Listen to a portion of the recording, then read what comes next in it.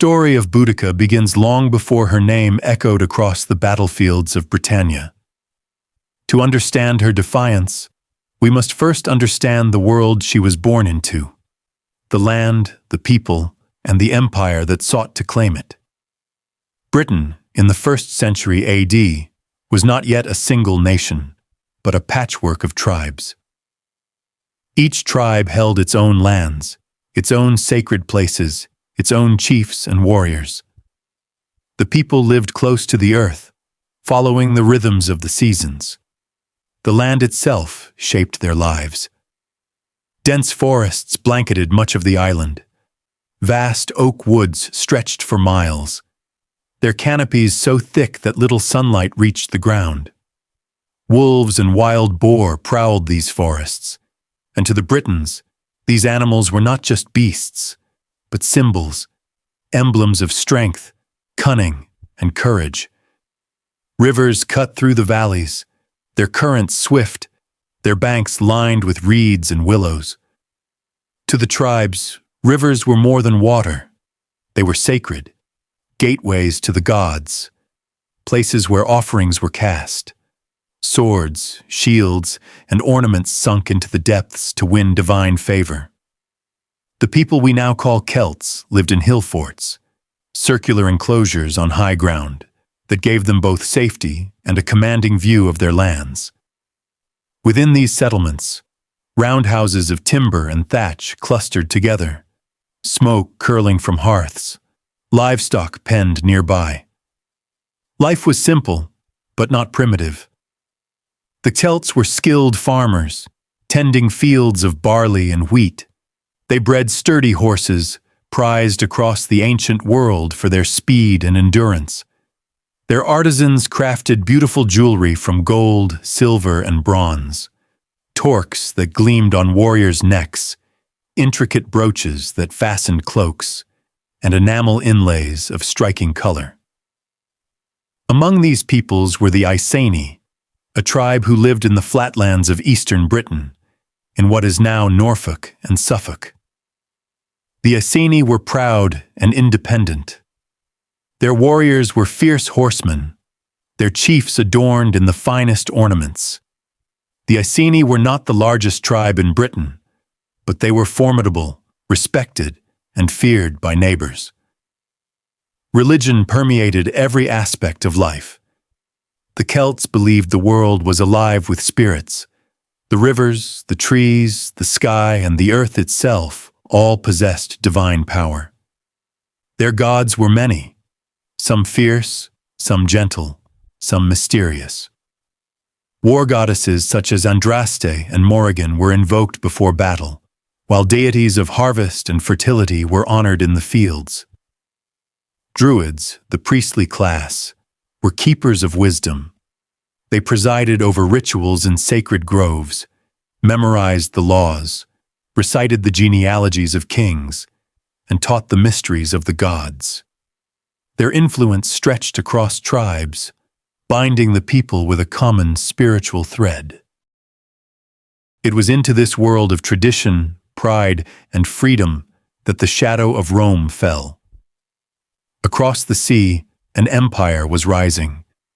Rome, imperial, relentless, and insatiable in its hunger for land. The Romans saw themselves as bringers of civilization, of roads, laws, and order.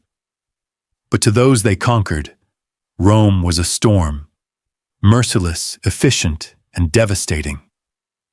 The first brush between Rome and Britain came a century earlier.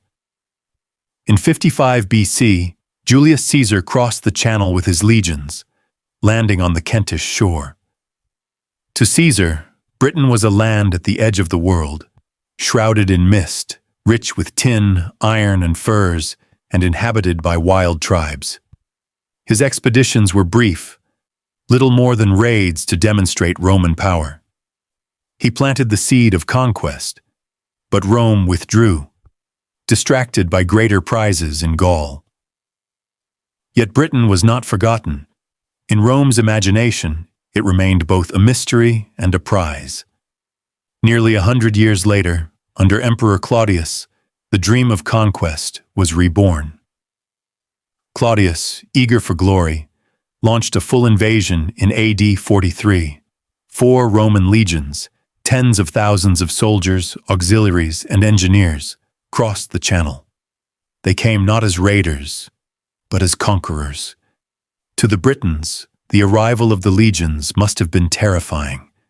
These were not like any warriors they had ever seen. The legions moved as one, their armor gleaming in the sun, their shields forming walls, their standards, eagles of bronze and gold, raised high. Their discipline was unmatched. Where Celtic warriors fought with passion and fury, the Romans fought with precision, drilled in endless formations that turned chaos into order and defeat into victory. The legions carved their way across southern Britain, defeating tribe after tribe. Some resisted and were crushed. Others surrendered, seeking peace under Roman terms. The empire spread like wildfire, consuming fields and forests, razing forts and roads in its wake. By the time Boudica was born, Rome had already established a firm grip on much of southern Britain. The Iceni, her tribe, were not yet fully conquered, but they were bound by uneasy alliance. Rome had made them a client kingdom, a compromise that allowed them to keep their lands and their king, but only at Rome's pleasure. This was the world into which Boudica came, a world balanced between freedom and submission, between tribal pride and imperial domination. She was born into a people who valued independence above all, yet lived under the shadow of an empire that claimed the right to rule all. No one could have known then that this woman, this queen, this mother, would become the one to challenge Rome's dominance in Britain, that she would rise from obscurity to lead a rebellion so vast, so ferocious, that it would shake the empire to its core. Before the fire of her vengeance was lit, before her name was cursed in Rome and blessed among her people, Boudica was simply one among many in the shifting tides of her age. But the storm was gathering, and soon the world would know her name.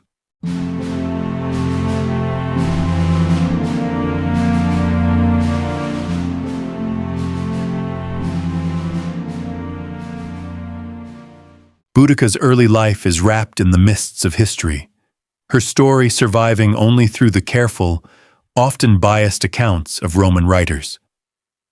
Tacitus and Cassius Dio, men of the empire, recorded her tale with both awe and suspicion.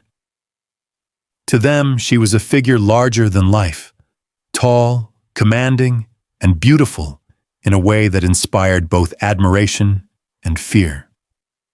Her long red hair, flowing like fire down to her waist, became a symbol of the indomitable spirit that would later rally an entire nation against Rome. Her eyes, piercing and bright, seemed to read the hearts of men, and her voice, strong and melodic, could stir warriors into action before a single sword was drawn.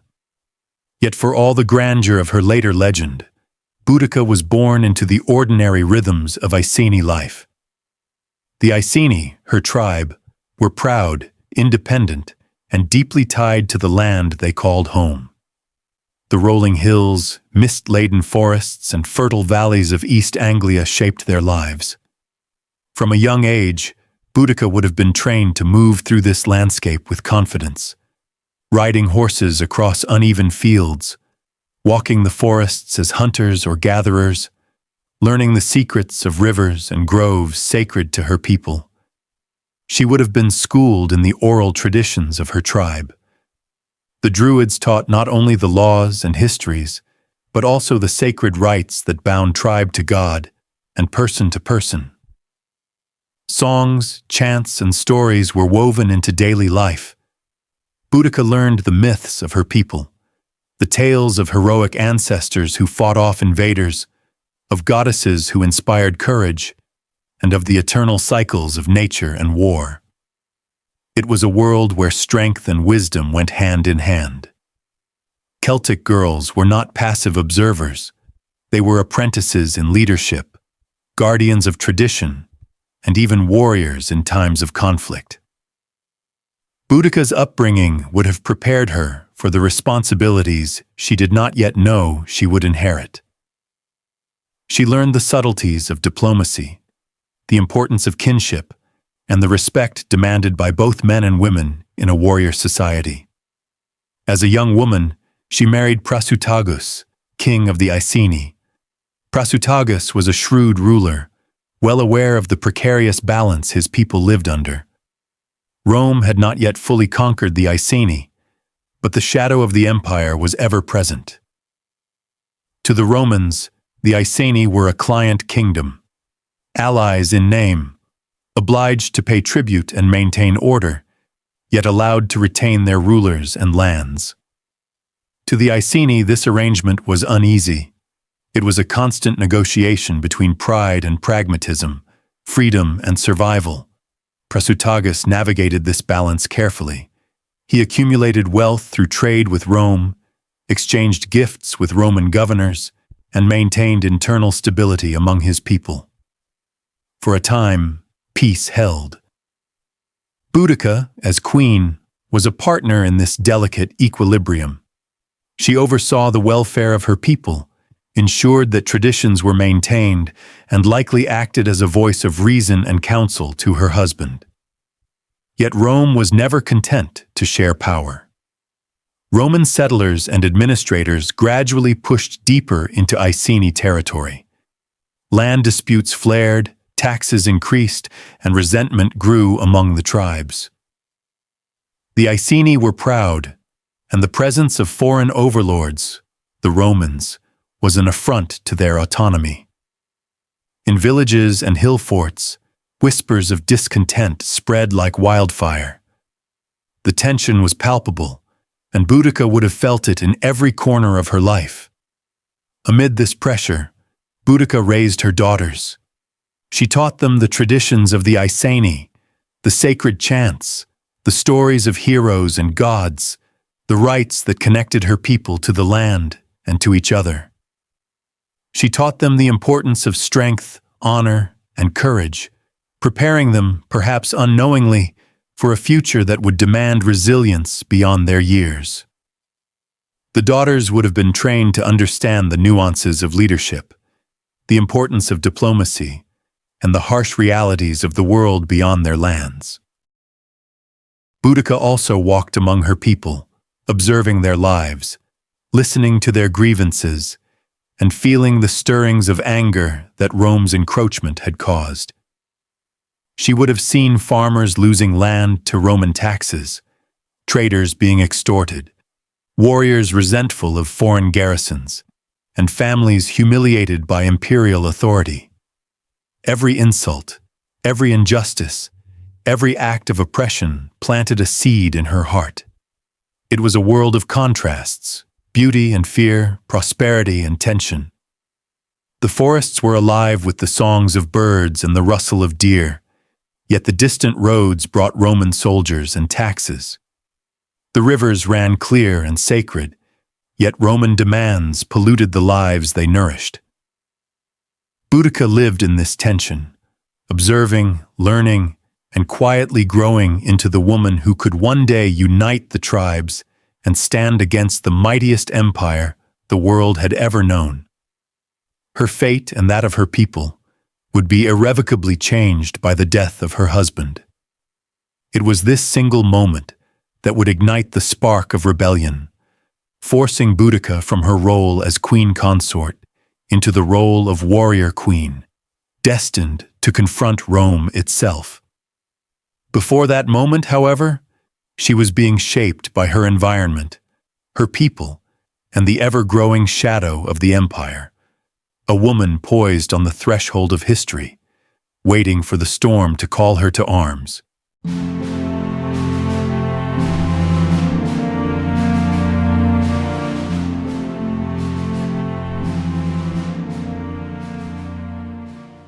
The story of Boudica's rebellion truly begins with death, not her own, but that of her husband, Prasutagus, king of the Iceni. Prasutagus had lived in a world balanced on a knife's edge. He was a client king, a ruler allowed to keep his throne so long as he bowed to Rome. It was an uneasy peace, but for decades it kept his people from ruin. To secure this fragile arrangement, Prasutagus left behind a will, an act that reveals both his caution and his miscalculation. He named as his heirs two unlikely parties: his daughters, the pride of his household, and the Emperor of Rome himself. Perhaps he believed this compromise would protect his family. Perhaps he hoped that by tying the imperial crown to his own lineage, Rome would honor his bloodline. But Rome did not see compromise. Rome did not see honor. Rome saw weakness. When Prasutagus died, the Roman procurators swooped in like vultures over a fresh corpse. What followed was not the peaceful transfer of power he had envisioned, but the cold machinery of imperial conquest. The Iceni nobles were stripped of their estates. Their wealth was seized, their freedom stolen. Roman soldiers dragged landowners from their homes, shackled them, and sold them into slavery. The treasures of the Iceni, golden torques, bronze cauldrons, horses, even the simplest tools of survival, were claimed as spoils. But the deepest wound was reserved for the royal family. Boudica, the queen, stood before her people and was flogged like a criminal. Her body whipped and broken not in private but in public. Humiliation as spectacle, a deliberate attempt to shatter her authority. Worse still, her daughters were subjected to unspeakable violence. The chroniclers, Tacitus and Cassius Dio, describe how they were assaulted by Roman soldiers, their innocence torn away, their bodies treated as extensions of Rome's cruelty. This was more than brutality. This was a calculated act of domination. It was Rome declaring that no Iceni, no Briton, no queen, and no child was beyond their reach. To the Celtic mind, honor was everything. Family was sacred. Dignity was life itself. For Boudica, this outrage was not only personal, it was political. Rome had not just attacked her, they had desecrated the very heart of her people. The Iceni, once caught between loyalty and rebellion, suddenly found unity in rage. The tribes of Britain had endured decades of exploitation. Heavy taxes drained their wealth. Roman colonies seized their farmland. Veterans of the legions were granted fertile estates carved directly out of native territory. The proud Trinovantes had seen their sacred lands stolen to build the Roman colony of Camulodunum, what we know today as Colchester. To them, the towering Roman temple dedicated to the deified Emperor Claudius was not a monument to divinity, but a symbol of slavery and humiliation. Now, with the Iceni queen beaten and her daughters violated, the spark became flame. Boudica rose not as a grieving widow, but as a living embodiment of fury. Her pain was shared by every Briton who had bent beneath Rome's yoke. She called her people to arms. Around the hearths and groves of Britain, word spread. Rome had gone too far. Warriors sharpened their blades, women carried messages across the land, and druids whispered of omens, ravens circling the skies, storms gathering over rivers, strange cries in the forests. The gods themselves, it seemed, demanded vengeance, and Boudica was ready to answer. She was not alone. The Trinovantes joined her, eager to strike back at those who had defiled their lands. Other tribes, too, long silent, now found courage in her defiance. What began as the vengeance of one queen became the uprising of a nation. The forests, the hills, the fields, all of Britain seemed to pulse with the beating of war drums. Before her assembled warriors, Boudica gave voice to their fury. She reminded them of their freedom, stolen, their gods, mocked, their families, violated, their homes, reduced to provinces under foreign masters. She swore not to rest until Rome's colonies burned and its soldiers lay dead in the soil they had sought to conquer. Her humiliation became their humiliation. Her vengeance became their vengeance. And so the storm broke. Tens of thousands of warriors gathered under her banner. Men and women, elders and youths, nobles and commoners. What Rome thought divided now stood united. The rebellion had begun, not in whispers or secret plots, but in fire, blood, and thunder. The target of their wrath would be Londinium, the proud Roman colony, the symbol of oppression, the seat of Rome's arrogance in Britain. And as Boudica led her warriors toward it, the world would learn that the fury of a queen wronged could shake an empire to its very foundations.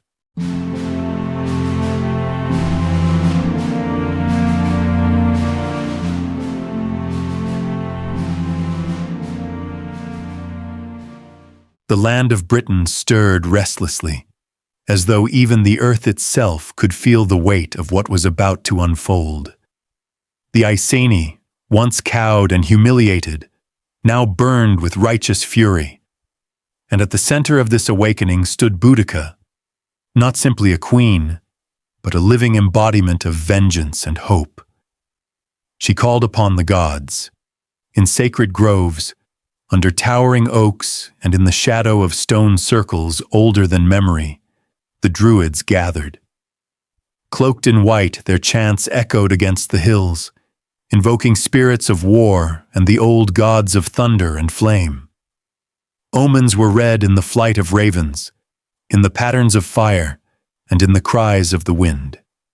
The Druids proclaimed what the people already knew in their hearts. Rome's cruelty had broken the balance, and the gods demanded retribution. This rebellion would not be a mere revolt. It would be a holy war, a reckoning written in fire. Across the countryside, warriors prepared. Blacksmiths labored tirelessly, sparks flying into the night as swords, spears, and axes were forged. Women and children wove slings, bound arrowheads, and gathered supplies for war. Horses were adorned with paint and feathers, their hooves beating like drums upon the earth as they were trained for battle. Men and women alike marked their bodies with blue woad, painting symbols of protection and power upon their skin. Under the pale glow of the moon, the warriors looked less like mortals and more like spirits of the land itself, summoned to destroy the invader. Tribal chieftains met in secret councils.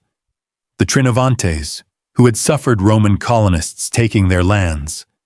The Iceni, shamed and scourged by Rome's hand. And many smaller tribes long pressed beneath the weight of the eagle's shadow. Around roaring fires, leaders swore oaths of unity. Long divided, they were now bound together by rage and by Boudica's voice. She spoke not only as queen, but as mother, widow, and avenger. Her words carried the weight of her suffering, and with it, the suffering of every tribe Rome had crushed. The rebellion spread like wildfire. Rumors traveled faster than riders. Whispers of Rome's humiliation at the hands of a woman. Whispers of the gods rising in anger. For too long, Rome had thought the Britons divided, weak, incapable of uniting. But the tribes had found a leader, and Rome, distracted by distant campaigns, had left the land vulnerable. The first target of this storm was clear. Londinium, modern Colchester. A proud Roman colony, it was the jewel of conquest, built upon lands stolen from the Trinovantes. Veterans of Rome's legions had settled there, strutting like lords among the conquered, sneering at the locals, mocking their gods, and enslaving their people.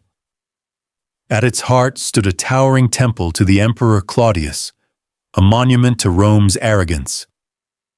To the Britons, it was a symbol of everything they despised. As Boudica's host gathered, Tens of thousands strong, the air trembled with anticipation.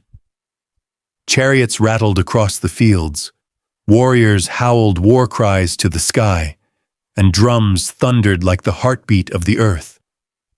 Birds scattered from the trees as the army advanced. The defenders of Londinium were unprepared. The Roman veterans had long grown complacent, more accustomed to lounging in villas and boasting of past glories than preparing for war. The city's walls were weak, its garrison pitiful. When word of the uprising reached them, they sent frantic pleas for help, but reinforcements were far away. And so, when Boudica's warriors descended, it was like a storm breaking upon dry kindling. The Britons swarmed the colony, overwhelming the defenders in a tide of fury.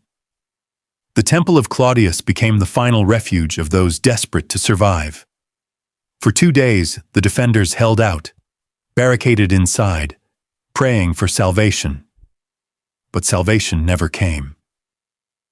The Britons set the temple ablaze. The stone cracked and blackened, flames roared into the sky, and the proud monument became a tomb. The colony was reduced to ash.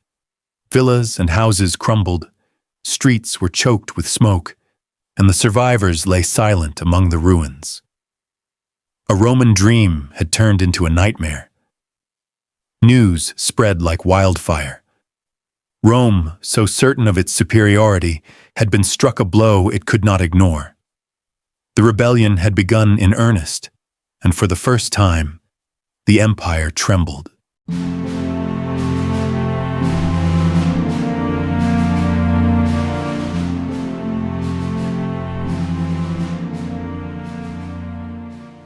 The blackened ruins of Londinium still smoldered, the screams of its slaughtered inhabitants echoing like ghosts across the land, when Boudica's army turned south.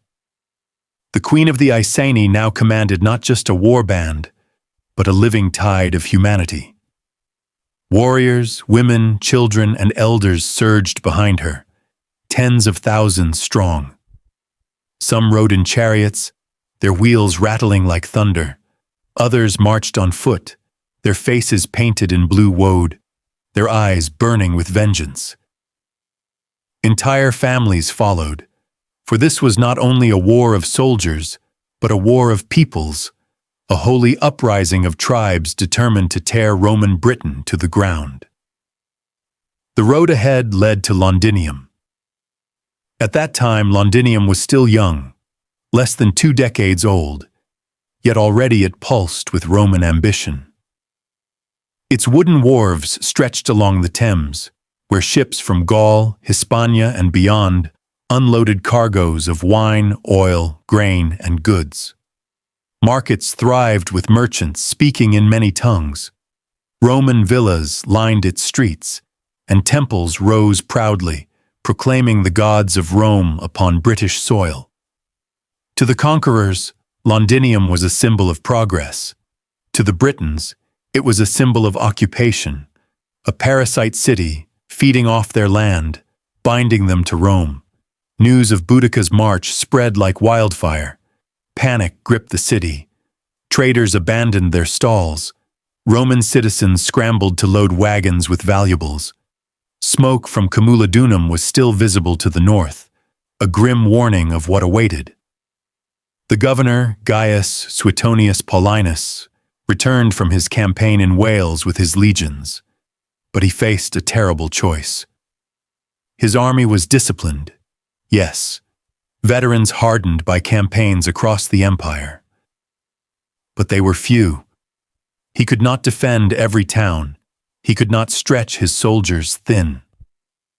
When Paulinus reached Londinium, he weighed the city's fate with a soldier's cold logic. To hold it meant destruction. To abandon it meant sacrifice. After surveying the walls, the numbers, and the terrified inhabitants, he chose. He would leave Londinium to its doom. Roman historians write of the moment. Citizens clung to him, begging him to defend their homes. But Paulinus, grim-faced, ordered an evacuation. Those strong enough to flee took the road south, their carts laden with whatever treasures they could carry. But many could not. The elderly, the poor, the infirm, and those who simply would not abandon their livelihoods. They stayed, praying for mercy. There would be none. When Boudica's army descended upon the city, it was as though a storm had broken upon the Thames. The rebels poured through the streets, smashing Roman statues, tearing down villas, overturning carts, and dragging out those who remained. Chariots raced through alleys, warriors howled their war cries, and the air filled with the crackling roar of fire. Londinium burned. Flames leapt from house to house, consuming markets, temples, and homes. The wooden bridge across the Thames collapsed into the water, engulfed in fire. Temples toppled, their gods cast into the inferno. To the rebels, this was purification, the cleansing of their land with fire and blood. The slaughter was merciless. No Roman citizen was spared, nor those Britons who had allied themselves with Rome. Men, women, and children were cut down. Some were slain quickly. Others, if Roman accounts are to be believed, were tortured or sacrificed in vengeance for the indignities Rome had inflicted upon Boudica and her daughters. Archaeologists today still find the scar of that vengeance. Beneath modern London lies a thick, unmistakable layer of red ash, the charred remains of wooden beams, collapsed roofs, and destroyed markets. A city burned to the ground. But the fury of the tribes did not end there. With Londinium reduced to embers, the army marched west toward Verulamium, the Romanized town we know today as St. Albans. Verulamium had thrived under Roman rule. Its streets were laid in the Roman style, its people clothed in Roman fashions, its temples dedicated to Roman gods. But to Boudica's rebels, this only marked it as another nest of collaborators. Once again, the pattern repeated. The alarm spread, some fled, others stayed behind, and the storm descended. Fire swept through Verulamium, devouring its wooden houses, collapsing its walls, and leaving blackened ruins where a proud town once stood. The survivors were butchered. According to Tacitus, the Roman historian, in the destruction of Camulodunum, Londinium, and Verulamium, as many as 70,000 souls were slaughtered. It was not merely war, it was annihilation. The rebellion had become a tide of fury Rome could not ignore. To the tribes, these acts were justice, vengeance for betrayal, humiliation, and cruelty. To Rome, they were catastrophe, entire settlements lost, tens of thousands of citizens butchered, their imperial prestige burned to ash. The fire of Boudica's war now raged across Britain. And yet, as fierce as it burned, the storm had not yet reached its climax. The greatest battle still lay ahead.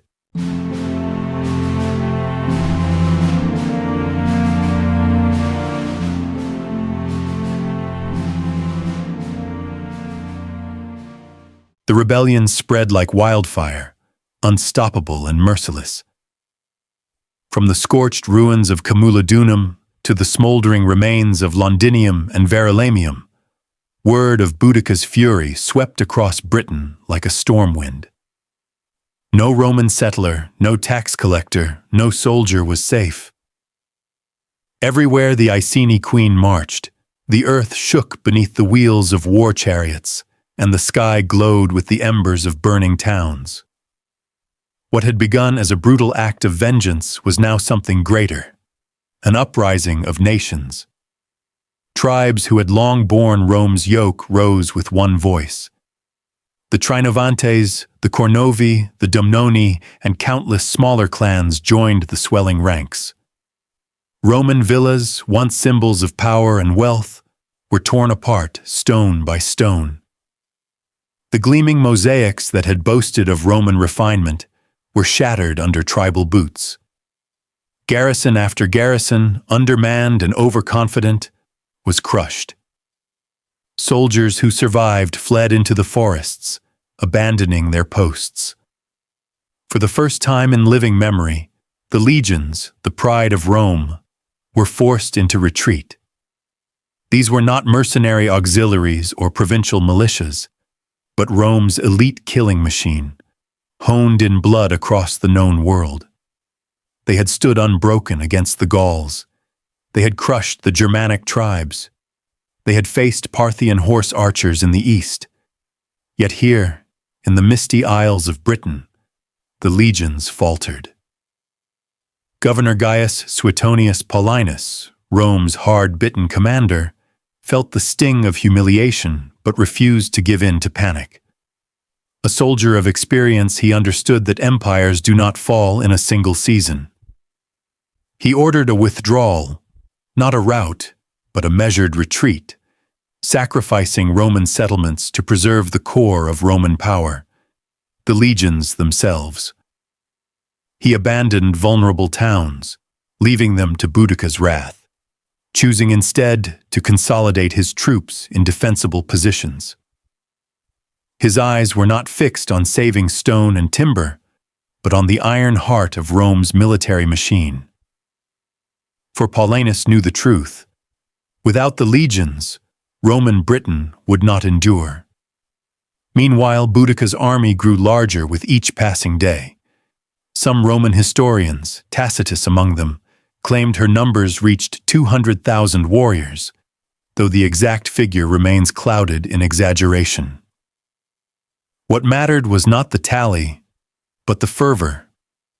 Men, women, and even children followed her host. They brought not only spears and swords, but wagons, carts, and families. Her camp was not a professional army, but an entire nation on the march, driven by vengeance, bound together by faith. For they believed the gods marched with them. Priests and druids invoked the old spirits in sacred groves, sacrificing animals and perhaps captives to ensure victory. Fires blazed into the night, casting shadows that danced like omens across the faces of the warriors. To the tribes, this was no mere war. It was destiny. It was the judgment of the gods upon Rome. And yet, beneath this unstoppable tide, there were cracks. The tribes were fierce, but they were not disciplined. Warriors charged with passion, but not order. Their army moved slowly, encumbered by wagons filled with spoils and families eager to witness Rome's downfall. Decisions were made by councils of chieftains, each with their own ambitions and rivalries. They were united by rage, but not by long-term vision. Victory was sought in fire and blood, not in strategy. Paulinus, though battered and pursued, held a quiet confidence. He knew the strength of the legions did not lie in numbers, but in discipline, formation, and endurance. His men were trained to fight as one, shields interlocked, formations shifting like a single living organism. Against such order, even a sea of tribes could break. He bided his time, refusing to be drawn into rash engagements. He avoided ambushes and open plains where the Britons could surround him. Instead, he withdrew to terrain of his choosing, waiting for the moment when the full fury of Boudica's rebellion would hurl itself against Roman steel. As the legions regrouped, Rome itself shuddered. Word of the uprising had crossed the sea. Senators in distant marble halls spoke of disaster, of provinces lost, of Rome's prestige crumbling. If Britain fell, what message would it send to Gaul, to Spain, to Africa and beyond? Would subject peoples across the empire see that Rome could be defied? The rebellion was more than a local uprising. It was a test of Rome's supremacy. For Boudica, this was the hour of triumph. 3 of Rome's proudest towns lay in ashes. Roman colonists had been slaughtered in their thousands. Never had the empire faced such devastation from a tribal queen at the edge of the world. To her warriors, she was no longer merely a leader, but a living embodiment of vengeance, chosen by the gods to restore freedom to the land. And yet, hovering over the rebellion was a shadow, a storm gathering in the distance. Paulinus was not defeated. He was not destroyed. He was waiting. The rebellion had reached its fiery zenith. The tribes had carved their vengeance into the earth and into history. But vengeance, no matter how fierce, must eventually meet the cold steel of discipline. The stage was set. On one side, a queen with a host numbering in the hundreds of thousands, a people united in rage and faith. On the other, a battered but unbroken general, commanding the last disciplined force of Rome and Britain. The fate of the island hung in the balance. Boudica's vengeance seemed unstoppable, or so it seemed.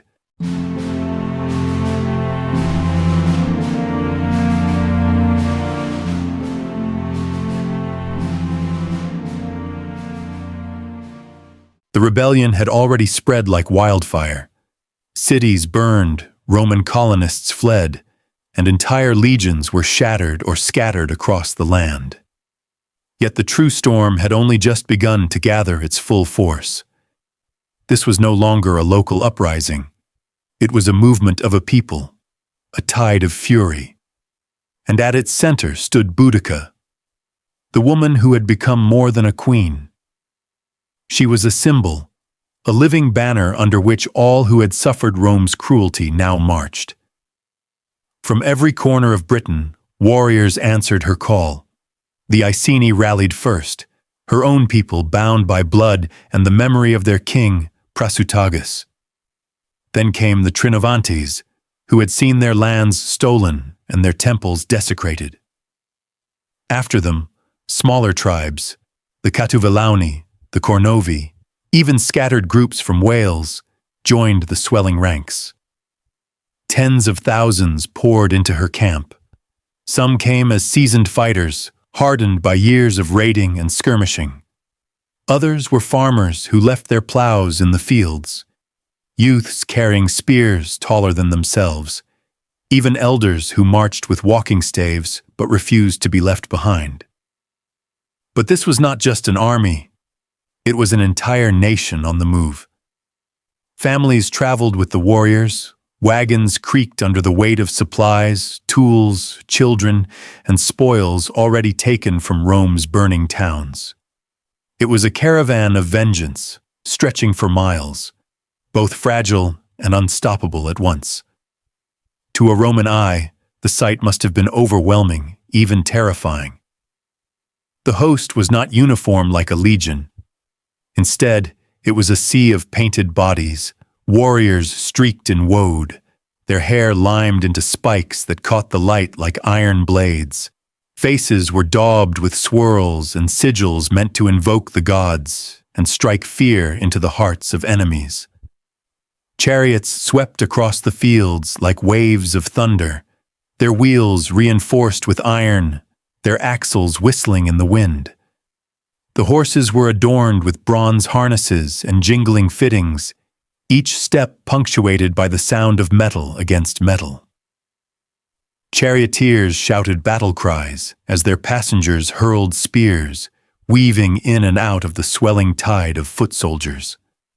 War horns blared, long, bone-chilling notes that echoed across valleys and woodlands. Standards rose above the mass, carved animal figures, twisted effigies, banners dyed in ochre and crimson. To see them crest a hill in their thousands was to witness something primal, something unstoppable, a force that felt older than Rome itself. Unlike Rome, where women were bound to the home, in Celtic tradition, women could lead, fight, and die beside their men. And now, they did. Women strode among the warriors with swords at their belts, spears in their hands, and fury in their eyes. Some carried infants on their backs, refusing to leave their children behind. Others fought bare-chested, their long hair flowing in the wind, a terrifying sight to the legionaries who had never imagined facing such warriors. At the heart of this stood Boudica herself, tall, imposing, her red hair flowing past her waist. She cut the figure of a goddess of war. When she spoke, the crowd fell silent. When she raised her spear, tens of thousands raised theirs in answer. Tacitus preserved one of her speeches, and whether the words were exact or Roman invention, they carried the truth of her fire. We are fighting for our freedom, for our children, and for our gods. Look around you. Here are the Romans, few in number, afraid and weak. Here is our great multitude, eager for justice. Let us show them that we are not slaves, but free people of Britain. Her voice was thunder, her presence the storm. In her, the tribes saw not only their queen, but the living embodiment of vengeance. The Druids sanctified the army's cause. In sacred groves, sacrifices were made, animals, sometimes even prisoners, offered to the gods of war and freedom. Fires burned bright as chants filled the air, the smell of incense and blood mingling with the crackle of flames. Warriors emerged from these ceremonies trembling with frenzy, believing they carried the blessing of divine wrath. To the tribes, this was not merely a rebellion of mortals against mortals. It was a holy war. Rome had desecrated their gods, torn down their shrines, whipped their queen, defiled her daughters. Now the gods themselves demanded retribution, and every spear, every torch, was their instrument. Yet beneath the spectacle, cracks formed. The Celtic host was massive, but it lacked the cohesion of a legion. Rome's soldiers drilled daily, moving as one, fighting as one, obeying the lash of discipline. The Britons fought as individuals, each warrior fierce but uncoordinated, each tribe proud and unwilling to fully submit to another's command. Their sheer numbers slowed them down. Wagons of supplies and families stretched their columns thin. Communication was chaotic. While their courage was unquestionable, their strategy was scattered. Where Rome was iron, the tribes were fire, burning bright, but hard to contain. Still, the Britons believed victory inevitable. Rome had already abandoned city after city. Camulodunum fell, Londinium burned, Verulamium lay in ruins. Legionaries fled before them, colonists died by the thousands. Every omen, every victory, told the tribes the same story. Rome was finished. And so, as the army grew, so too did its confidence. Songs of victory were sung by the campfires. Warriors laughed, boasting of the Romans they had killed, of the treasures they had seized. Some claimed they would soon march all the way to the sea, driving the last of the Romans into the waters. Others spoke of crowning Boudica not only as queen, but as high ruler of all Britain. It seemed, for a brief and blazing moment,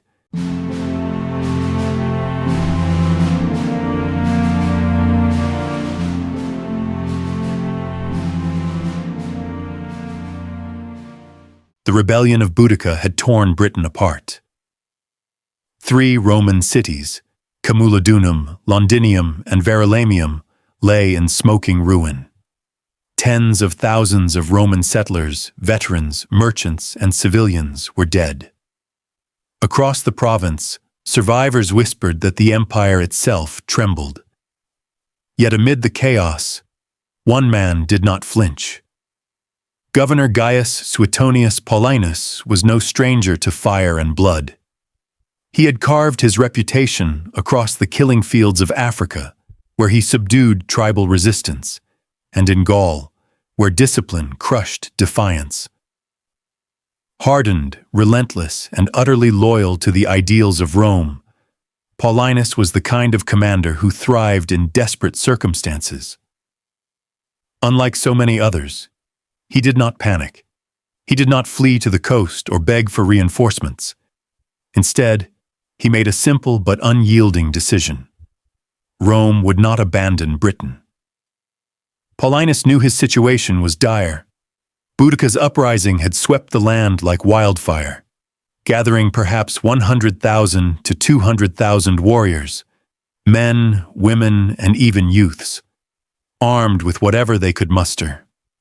The Iceni, Trinovantes, and countless smaller tribes rallied under her banner. Together, they had become a storm that Rome could not ignore. In contrast, Paulinus commanded only fragments of Rome's legions. The rebellion had struck too swiftly for him to consolidate the full strength of the province. What he did have, however, were the iron cores of Rome's military machine. The battle-hardened 14th Legion Gemina, a detachment of the 20th Legion Valeria Victrix, and auxiliaries drawn from allied tribes and cavalry contingents, in total, perhaps 10,000 men.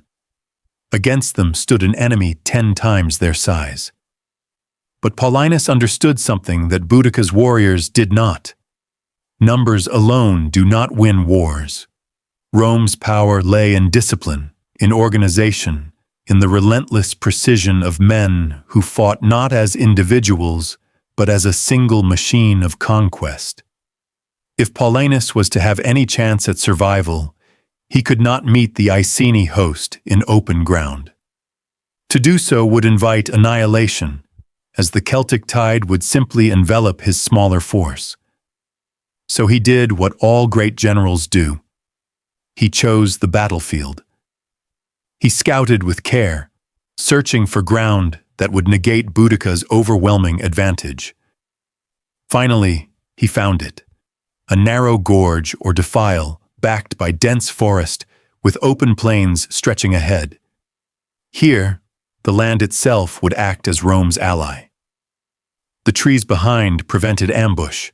The constricted terrain ensured that the Britons could not flank or encircle him. Their vast numbers would count for little if they could only attack head-on into the steel wall of Rome. By anchoring himself in this position, Paulinus transformed his vulnerability into strength.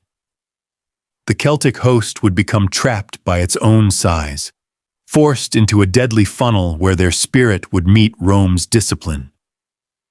As the day of battle approached, Paulinus addressed his men. His words, recorded by Tacitus, were as sharp as the gladius itself. Forget the noise, the shouts, the huge numbers of barbarians. In their ranks, more women than men. They are not soldiers, but a rabble. They have no armor, no discipline, no command.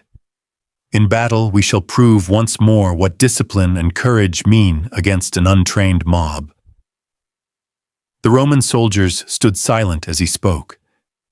They knew what lay ahead. They had seen the burning towns, the mutilated bodies, the fury of the tribes. They were not merely fighting to hold territory. They were fighting for the survival of Rome in Britain. Around them, they could already see the Celtic host forming on the horizon. Tens of thousands of warriors, their bodies painted in blue woad, their hair wild, their war cries echoing like thunder. Carts and wagons lined the rear, carrying women and children who had come to witness Rome's destruction. The Britons believed this day would mark the end of Roman rule, but Paulinus believed otherwise.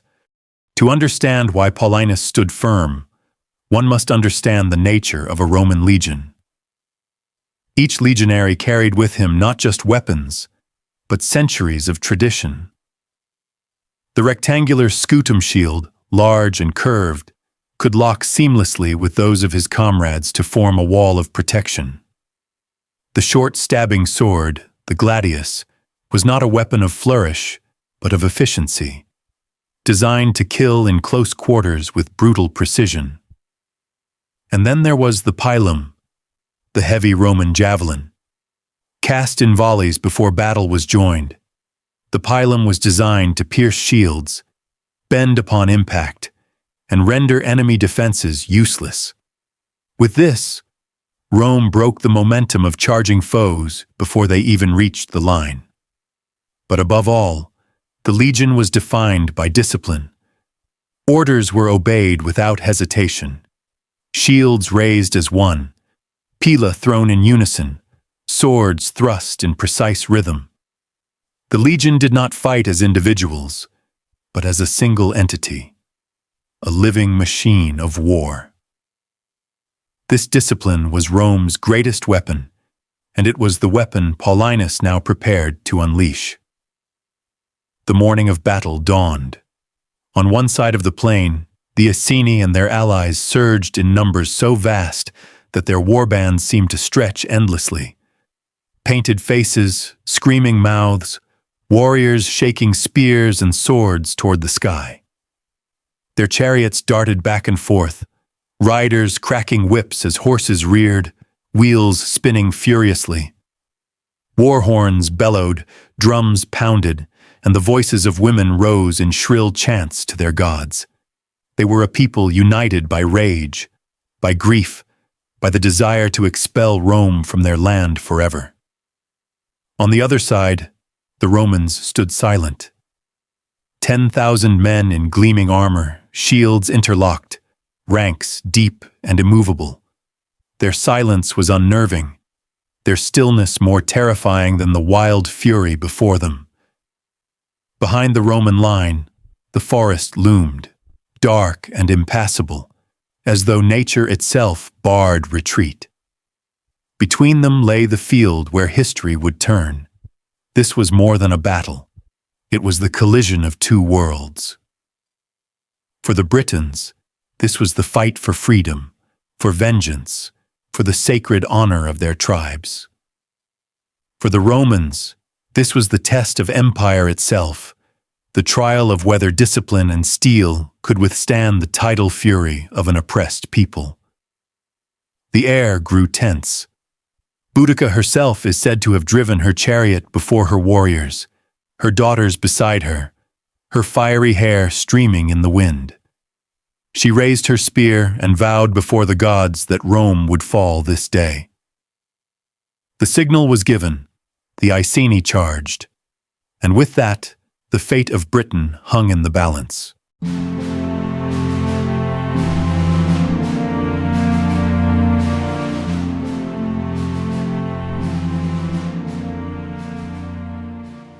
The day of reckoning had come.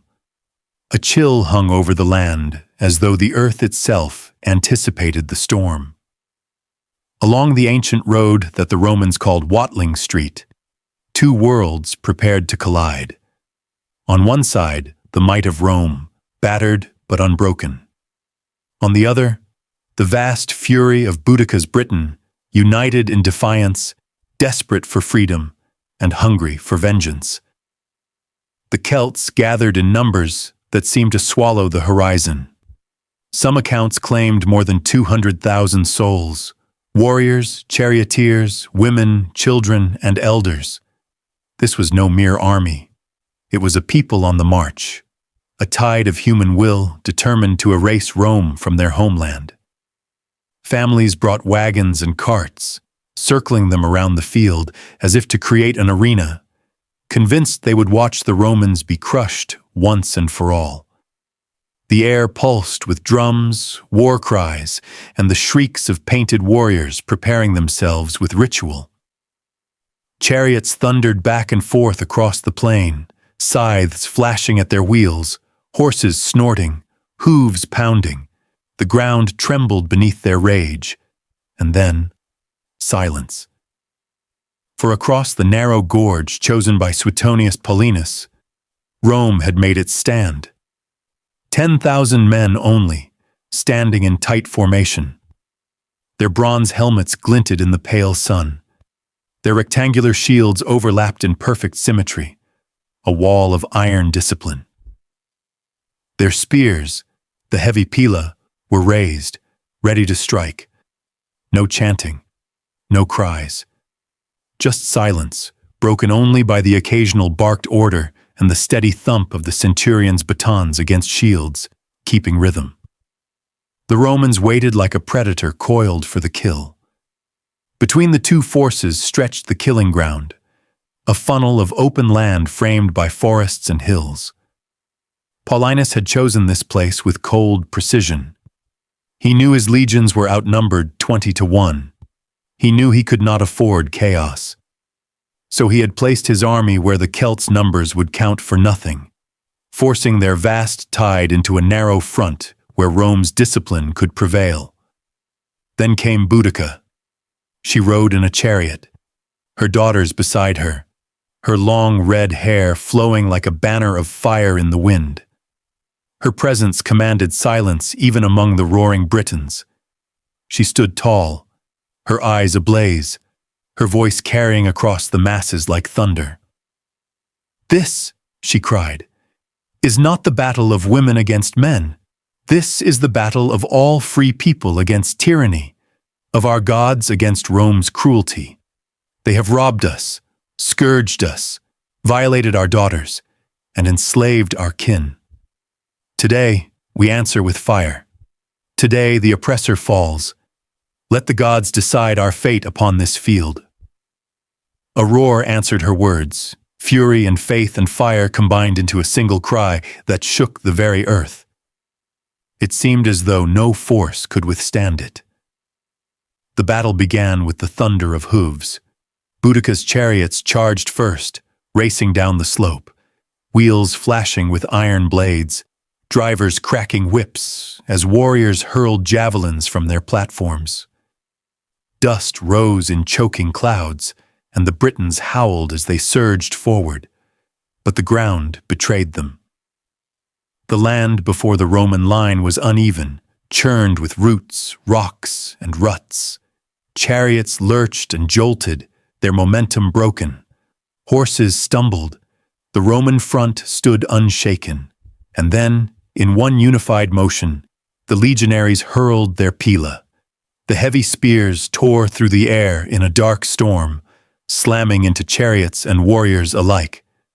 Shields were pierced, arms pinned, horses struck down in mid-gallop. Chariots overturned, drivers crushed, blades snapping in the dirt. The first wave collapsed in a storm of splintered wood and screams. Still the warriors came. Wave after wave of painted men and women, spears and swords raised, voices shrieking their battle cries. They crashed against the Roman line like a storm tide. But Rome did not break. The legions locked shields, their formation absorbing the shock. The air filled with the clash of iron, the screams of the dying, the roar of thousands pressing against thousands. Yet the Roman wall held.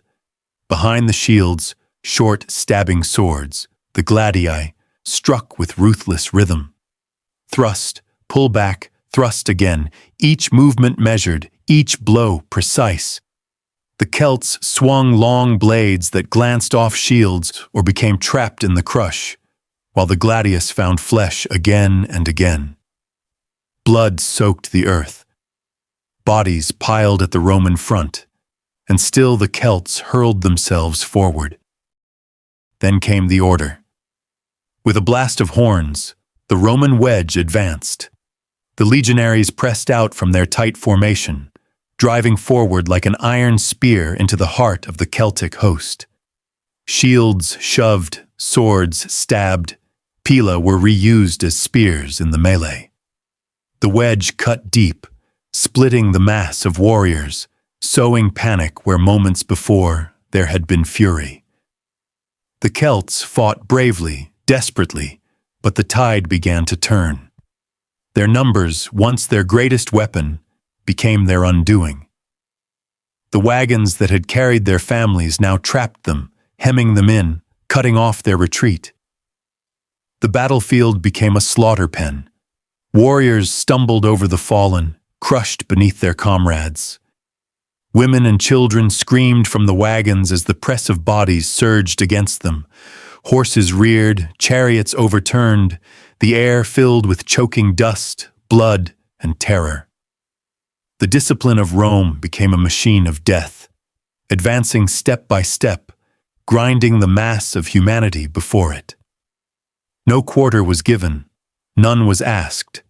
By the end, the ground was no longer earth but a carpet of blood and corpses. Tacitus claimed 80,000 Britons lay dead, compared to only 400 Romans. Perhaps the numbers were exaggerated, a historian's flourish to glorify Roman might. But the truth was plain. The rebellion was broken in a single day, crushed in fire and blood. And Boudica? Here history fades into shadow. Some say she poisoned herself, unwilling to face capture. Others claim illness took her soon after, her spirit spent in the fires of war. The Romans never paraded her in chains, never carried her to Rome for triumph. She vanished, leaving only legend behind. But to her people she did not vanish. She became something more, a queen who defied the greatest empire in the world, a mother who rose from grief to shake an empire, a symbol of freedom, vengeance, and defiance. The rebellion was over. Rome had survived. But Boudica's spirit lived on, etched into the memory of a conquered land. A fire that could not be killed, a story that would echo through the centuries. This was not merely the clash of armies, it was the clash of worlds. Tribal freedom against imperial order, fury against discipline, hope against inevitability. On the fields of Watling Street, Rome had struck back. But in the heart of Britain, the name of Boudica would never die.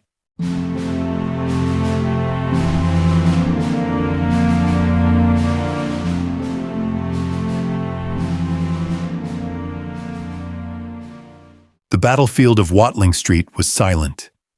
The clash of iron on iron, the thunder of chariots, the roar of tens of thousands of voices, all had vanished. In their place lingered only the cries of the wounded, the moans of the dying, and the harsh cawing of carrion birds circling overhead. The dream of liberation, born in fire and fury, lay drowned in rivers of blood. For hours after the battle ended, smoke drifted above the fields. The wagons that had once carried women and children stood shattered, wheels splintered and burned. The bodies of warriors, fathers, brothers, sons, carpeted the earth, their spears broken, their shields cast aside, their tattoos and painted skin now obscured by blood and dust.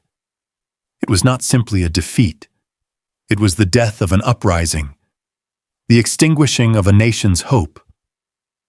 Boudica, the tall queen with fire in her hair, who had led her people with a voice that could summon thunder, now faced the impossible. Her warriors were broken. Her daughters, symbols of her vengeance, had been dragged through grief and terror.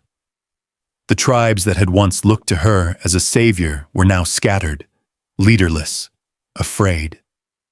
To Rome, she was nothing more than a criminal, a rebel who had dared to challenge the imperium of Caesar, a barbarian queen who had burned Roman colonies, slaughtered Roman settlers, defied the Pax Romana.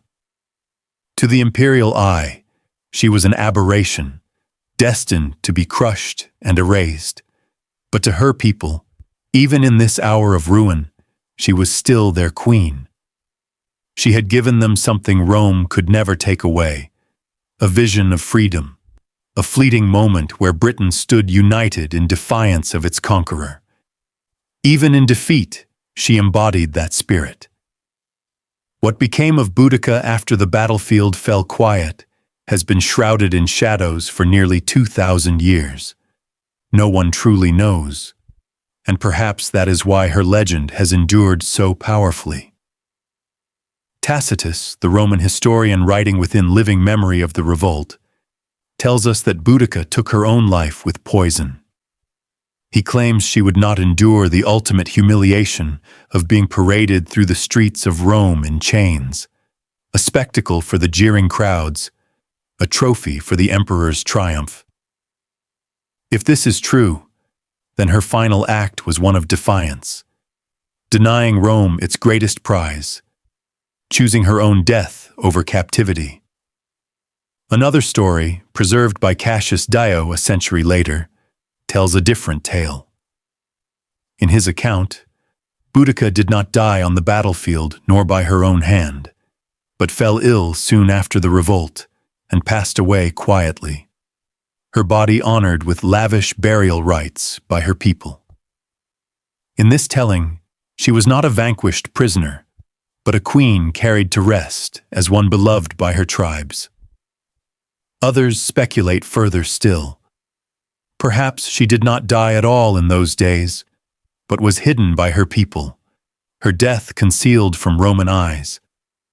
Perhaps her body was carried away in secret, interred in some sacred grove, beneath the roots of an ancient oak or within a barrow mound, her resting place forever lost to time. Some whisper that her tomb lies beneath London itself, under the very heart of the city she once burned to ash. We cannot know which of these is true. Each version offers a different image. Boudica as the defiant suicide, Boudica as the mourned queen, Boudica as the eternal spirit who simply vanished into legend. What mattered most was not the manner of her death, but the meaning of her life. In the span of a single revolt, she had shaken Rome's confidence in Britain. She had burned their cities, Camulodunum reduced to ash, London abandoned to ruin, Verulamium consumed by fire. She had slaughtered settlers and terrified governors. For a brief moment, the empire had trembled, wondering if its northernmost province would be torn from its grasp.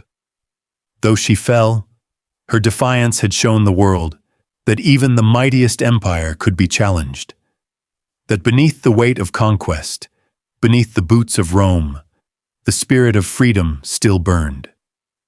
And so, Boudica passed into history, not quietly, not as a forgotten queen, but as a thunderclap that still echoes across the ages. The land of Britain bore the scars of her revolt long after she was gone. The tribes that had once risen with her were punished with brutal efficiency. Executions, confiscations, enslavements, Rome made its vengeance clear. Yet Rome also understood that cruelty alone could not keep the province. Policies shifted. Governors became cautious, more conciliatory, more careful with the people they ruled. In this way, Boudica had changed Rome's rule, even in defeat. But for the tribes, the world had been broken. Sons lay in mass graves, daughters taken as slaves, sacred groves desecrated. Around campfires and in whispered songs, her name lived on. Children grew up hearing tales of the queen who rose like fire, who stood against the greatest empire the world had ever seen, and who, though she fell, never truly died. Legends grew around her, as they often do with those who die too soon, with those who embody a people's dreams. To some, she became a warrior spirit, her ghost riding across the mists of the countryside in a chariot of flame. To others, she was a goddess, welcomed into the ranks of Andraste, the warbringer, or transformed into a guardian of the land itself. The Romans had intended to bury her legacy beneath silence, to erase her as they erased so many foes. But instead, her story endured, carried in the memories of the conquered, resurfacing centuries later in chronicles, ballads, and legends. Even today, her name conjures fire. Boudica, the warrior queen, the scourge of Rome, the mother of resistance. The story of Boudica ends not in certainty, but in mystery. Her body has never been found. Her grave, if it exists, lies hidden. Yet perhaps that is fitting, for a queen who defied Rome itself could never truly belong to the earth. She belongs instead to legend, to memory, to the eternal struggle of the oppressed against their conquerors. Her revolt failed. Her people were crushed. She died, whether by poison, illness, or secrecy, and her kingdom was erased. But her spirit lived on. In the imagination of her people, in the warnings whispered among governors, in the fiery echoes of her name, Boudica was never conquered. She was and remains the queen who defied an empire.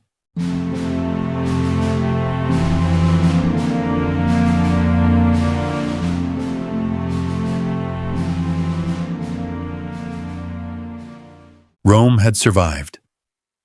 Against all odds, against fire and fury, against the uprising that nearly shattered their fragile hold over Britain, the empire endured. But survival came at a cost, and Rome's response was not measured in forgiveness or restraint. Instead, it was written in vengeance, swift, merciless, and absolute. Governor Gaius Suetonius Paulinus, hardened by years of war and scarred by the near loss of the province, unleashed the full weight of Roman reprisal. His legions did not merely pursue victory, they pursued annihilation. The tribes who had risen in rebellion, the Iceni, the Trinovantes, and their allies, were crushed with brutal efficiency. Villages were burned to ash, their timber halls collapsing in flame. Grain stores were pillaged and then set alight, ensuring hunger for any who survived. Fields, once rich with barley and wheat, were trampled beneath iron-shod sandals and cavalry hooves. Families were torn apart, women and children enslaved, men cut down without mercy. The Iceni, once proud under their queen, were reduced to scattered remnants, their society shattered beyond repair. The Trinovantes, who had dared to throw their lot with Boudica, were brought low, their settlements destroyed as a warning to all. Those who had stood against Rome would pay the price for generations. Rome's fury extended beyond the battlefield and into the realm of spirit. The Druids, keepers of Celtic law, faith, and memory, had long been seen as the heart of resistance. They were the voice behind the tribe's defiance, the priests who promised divine sanction for rebellion, the guardians of knowledge passed down through centuries. Paulinus and his legions had already struck at Anglesey, the sacred isle of Mona, cutting down the groves where the Druids performed their rituals. Temples were desecrated, sacred oaks felled, idols toppled into the earth. Now, in the wake of rebellion, the purge continued. Those Druids who had survived the first assault were hunted, scattered, silenced. With them went not only a religion but an entire worldview. The spiritual backbone of the Celtic tribes was broken, their songs and prophecies reduced to whispers carried on the wind. Rome understood that to rule Britain, it had to not only crush bodies but erase the memory of freedom itself. Yet even Rome, victorious and unyielding, could not emerge untouched. The rebellion had scarred the province deeply. The destruction of Camulodunum, Londinium, and Verulamium left wounds that would take decades to heal. Cities that had once been bustling centers of commerce and Roman order were reduced to smoking ruins, their streets littered with the dead. The settlers who survived lived in fear, haunted by memories of fire and slaughter. Roman colonists rebuilt their homes, but always with the knowledge that beneath their tiled floors and stone walls lay the ashes of massacre. For all its triumph, Rome carried forward a scar that no victory could erase. The harshness of Suetonius Paulinus's vengeance alarmed even Rome itself. His methods were brutal, his punishments severe, his governance soaked in blood. While the Senate may have celebrated victory, Emperor Nero feared something different. He feared that Britain, pushed too far, might slip away entirely. And so, despite his triumph, Paulinus was recalled. His place was taken by a governor of reconciliation, Publius Petronius Turpilianus, whose task was not conquest, but pacification. Rome, pragmatic as always, understood that the sword alone could not hold a restless province. To secure Britain, Rome needed roads rebuilt, markets restored, garrisons strengthened, and the illusion of peace restored. For the tribes, the lesson was burned into the earth. Rome might bleed, but it would not fall. The cost of defiance was too great. The Iceni were broken, their lands confiscated, their people enslaved or scattered. Their queen was gone, swallowed by mystery, her final fate uncertain. Their name, once a rallying cry for freedom, began to fade into the quiet of history. The Trinovantes, too, were subdued, their bold defiance extinguished. Other tribes that had hesitated during the rebellion now bowed more deeply to Rome, their leaders preferring submission to annihilation. Never again would such a vast uprising threaten Roman rule in Britain. The shadow of Boudica's rebellion hung heavy, a reminder of what Rome would do to those who dared resist. And yet, even as Rome claimed victory, another kind of triumph emerged, a triumph of memory. Rome could burn villages, enslave survivors, and silence druids, but it could not kill the story. Whispered in the huts of survivors, carried across the windswept plains, remembered in secret rituals, Boudica's rebellion lived on. The Romans wrote of her in their chronicles, framing her as both monstrous and magnificent, a barbarian queen consumed by vengeance, yet one who shook an empire. The Celts remembered her differently, as a queen betrayed, a mother avenged, a spirit who defied the world's greatest power. Her people may have been scattered, her tribe broken, but her name endured. In that endurance, she triumphed. For while Rome wrote the history, memory belonged to the people.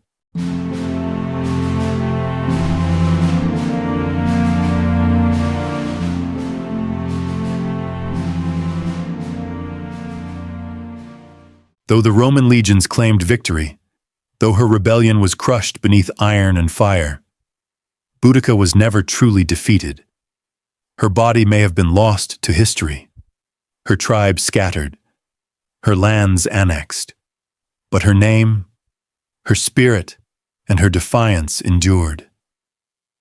What followed her death was not silence, but an echo that carried across centuries, growing louder with each retelling, shaping the way Britons thought of themselves, and how the world remembered this island on the edge of the Roman world. In the immediate aftermath, Rome sought to bury her memory.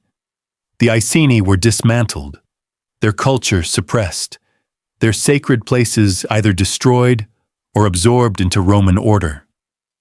But memories are not so easily erased. Around dying fires and in the quiet of ruined villages, survivors whispered her story. Mothers told their children of the queen who rose when Rome humiliated her people. Warriors carried her tale like an oath, even if no open rebellion followed for generations. Her name lived in oral tradition, passed down not as a chronicle but as a myth. She became larger than life, a flame that outlasted the ashes of defeat. Centuries later, Rome itself fell.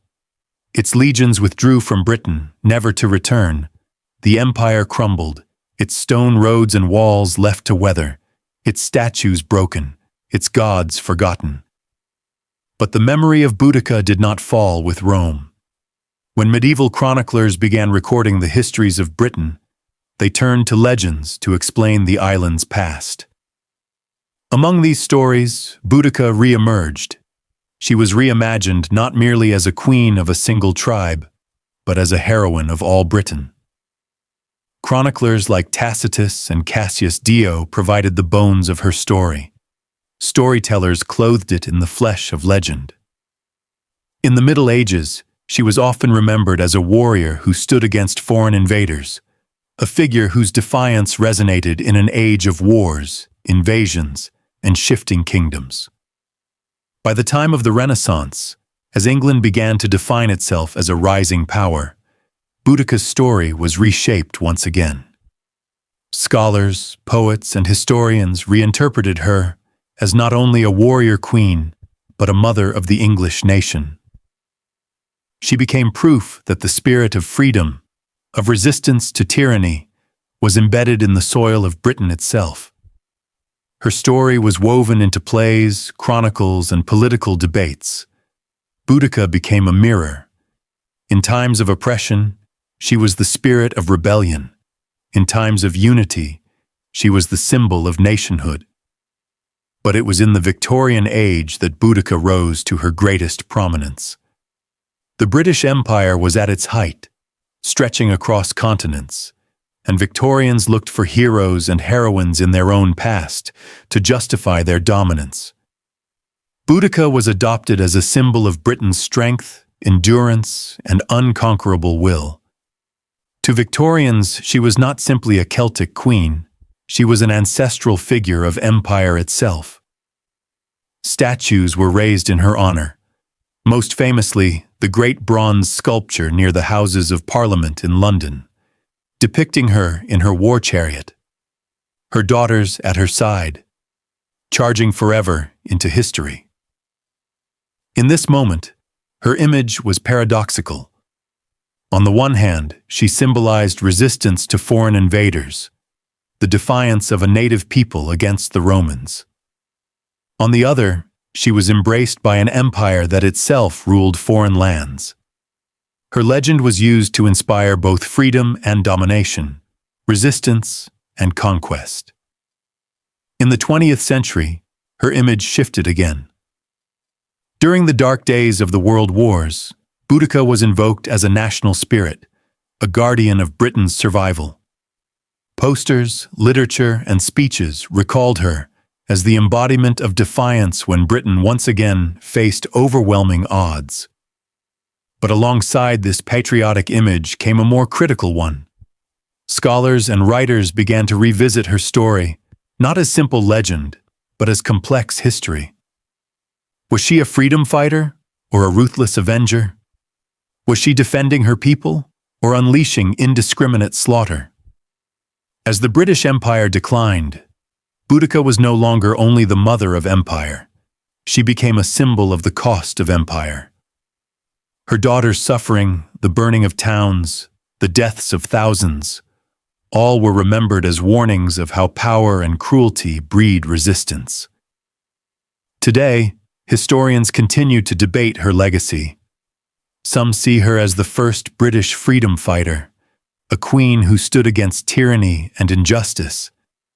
Others view her as a tragic figure, whose vengeance doomed her people to even greater suffering. And still others cast her as a mirror, reflecting back the values of whoever tells her story. Was she the noble warrior queen, or the bloodthirsty destroyer of cities? The truth lies somewhere in between. Boudica was both victim and avenger, liberator and destroyer. She was, above all, human. A mother whose daughters were brutalized, a queen whose people were humiliated, a woman who turned grief into a fire that shook an empire. And so, her legacy endures, not in monuments of stone or lines of empire, but in the story of resistance itself. From the forests of East Anglia to the modern streets of London, her spirit lingers. For the Britons who whispered her name after her fall, she was hope. For the Victorians, she was pride. For the modern world, she is a reminder that the struggle between freedom and domination, justice and tyranny, is eternal. Today, when one stands before her statue by Westminster Bridge, watching the bronze queen forever charge with her daughters beside her, one feels not just the weight of history, but the pulse of myth. The chariot wheels seem to turn still, echoing across time. Boudica, the warrior queen who defied Rome, remains with us, not as a figure of the past, but as an eternal voice of defiance. She reminds us that empires fall, but the human spirit of resistance, once ignited, can never be silenced. Her story is not simply history, it is legend. Not merely legend, it is a mirror. A mirror that asks every age, what will you do when faced with tyranny? Will you bow, or will you rise? And so her cry echoes still. The cry of a queen, a mother, a warrior. The cry of Boudica, forever charging into the heart of history. Subscribe for more untold history.